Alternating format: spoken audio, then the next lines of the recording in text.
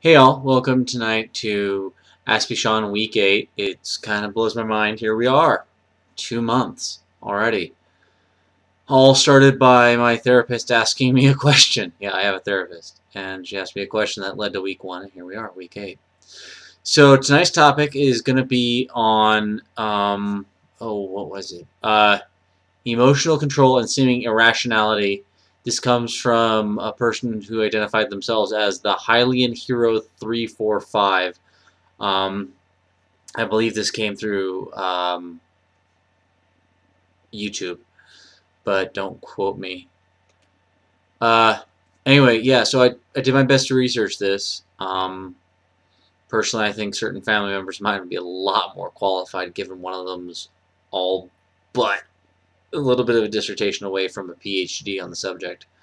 But I'll do my best, like I promised every week. Answer every question, do every topic.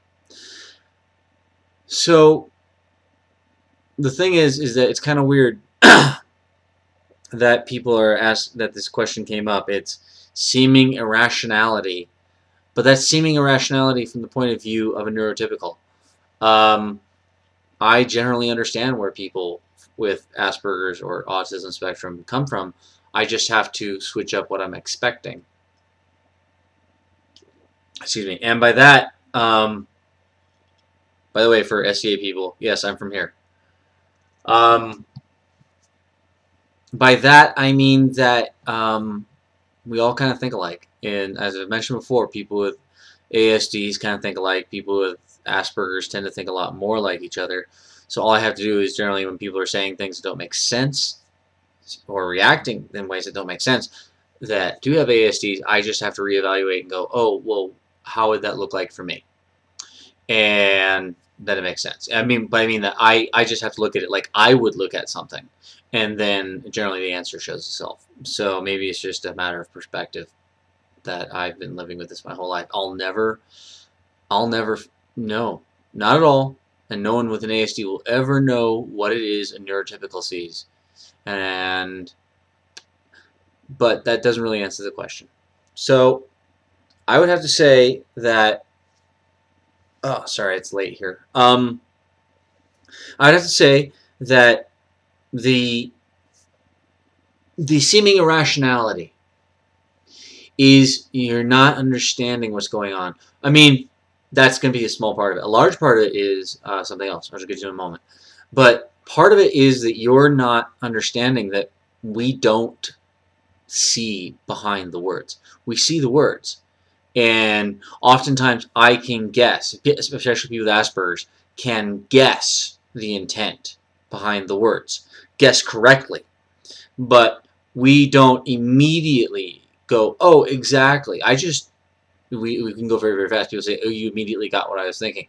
And most of the time, that's a fair descriptor of what's going on. Through experience, through learning, through knowledge, I went, oh, they probably mean one of these three things, and then they probably meant this one thing, and then I was right. And I just do it very, very fast. I process things internally very, very fast usually. So yeah, I just looked out. I mean, I'm presenting a front. People say all the time, oh, you don't seem like you have Asperger's. You don't seem to have Asperger's. And I get that. And I've met people with Asperger's that are way worse than I am. Way worse. And people with autism spectrum disorders that are way worse. I have a friend, and she's awesome. And she's going to see this video, and she's going to say, I am so different than you. I am so different this. And she's had some weird emotional reactions, and her comorbid disorders are way different than mine. But we get along because, you know, I'm awesome. She's awesome. Awesome people hang together. And that's that. And the seemingly emotional, well, irrationality. So let me explain what I have, and maybe that'll fix it. I have a severe emotional handicap. I go, if you imagine that people sort of progress through the emotions like a scale, like A to Z, A, B, C, D, X, Y, Z, blah, blah, blah, right? A, B, C, D, F, G, blah, blah, blah, boom.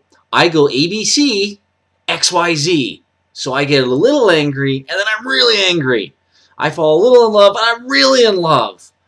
You know, I am a little happy. I'm very happy. It just seems to skip. It's not terribly fun to have. So, and it's caused me a lot of problems. And seeming irrationality, frustration. It builds up and it stays with us, and it stays with us. Okay. And there can be other causes. For me, hypoglycemia, low blood sugar. Basically, anything that would affect somebody in neurotypical affects us, and many of those things affect us to a greater degree. And in neurotypical, by their nature, is not experiencing what we're experiencing. As I've mentioned in other videos, there are environmental factors that are impacting us that you aren't seeing. You know, we have. I once kind of came up with a thought that says, it's not that I have a low frustration tolerance, it's that I'm being frustrated by so many more things. That I, in fact, have a high frustration tolerance, or middle to high frustration tolerance, but I'm just, so much more is frustrating me, so much more is getting in the way. Women, for example, dating, love, work, employment, school, roommates. I have a couple of roommates that you might call Muppet children. I feel like calling them Muppet children some days. Muppets in the British sense of the word. And they're very frustrating to deal with. Double standards. Double standards are hard for us.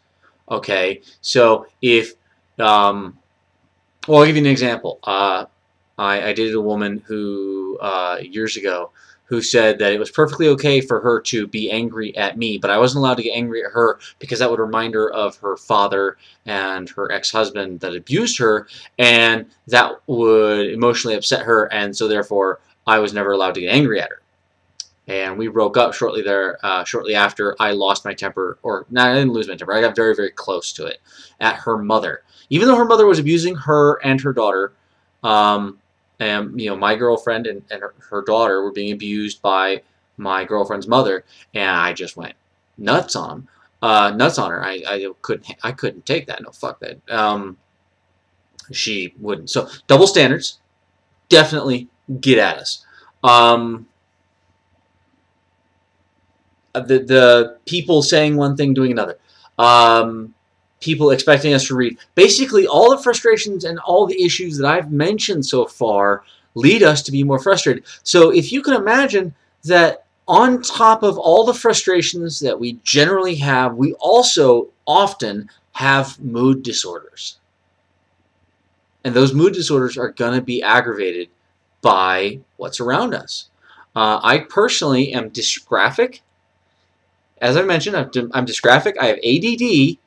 And I have an SEH, as well as having Asperger's. So if you can imagine that I'm writing a paper, I'm being distracted, somebody says, oh, it's okay for you to do something, and then they basically double standard me, they weren't clear, they screwed up communicating to me if they knew they had Asperger's, or basically they're being dicks. I'm just going to go with they're being dicks. And then something else comes along. So my personal feeling is that a lot of these emotional irrationality that you're saying, you're assuming from a fresh start, you're not getting that. You're getting everything that's built up for a long time. I store a lot of my stress on my back. And if the massage therapist's words or anything true yesterday, I've had a very stressful couple of ever.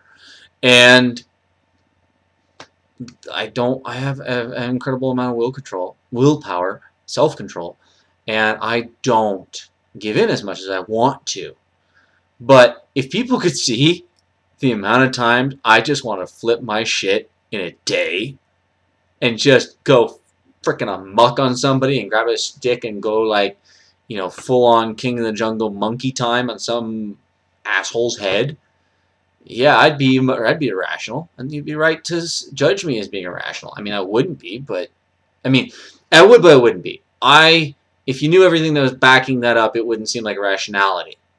But seen all by itself, it absolutely is.